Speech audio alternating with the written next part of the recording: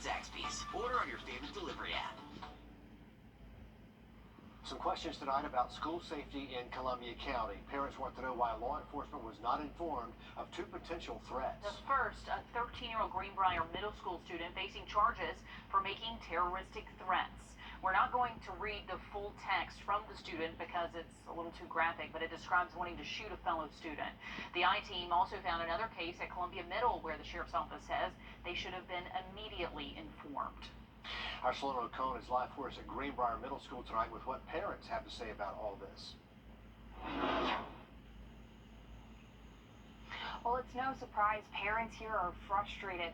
I spoke to one Columbia County dad whose friend's daughter died in the Parkland school shooting, and he says these are some of the signs that we should never ignore.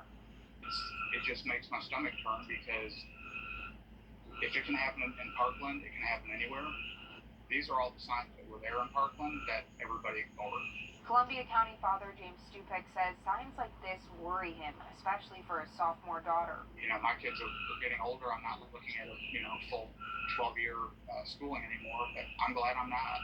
A lot of frustration from a lot of parents after a 13-year-old at Greenbrier Middle was arrested for making terroristic threats, alluding to killing a specific student in a school shooting. But the school police officer didn't report it to the Columbia County Sheriff's Office. Instead, the victim's mom did, something the Sheriff's Office says is a violation of their Memorandum of Understanding with the district on how to handle campus crimes, an agreement that's been in place since 2013. It's very upsetting. It's very alarming that law enforcement wasn't immediately called. We also uncovered a second report at Columbia Middle from earlier this month. The Sheriff's Office says they were not contacted when a dead list in a student's journal surfaced. It had numbers and not names. The school didn't deem it a threat and said the student was autistic and was interested in the military. The Sheriff's Office says that should have been their call to make. Eventually they agreed and did not charge the student. But in both cases, Step Brigade's glad someone called law enforcement, even if it wasn't the school. What would have happened if the victim's mother would not have contacted the Sheriff's Office? You know, would this be a story? Would we know about it? And that's what bothers me the most, is that maybe it would have fell through the cracks intentionally.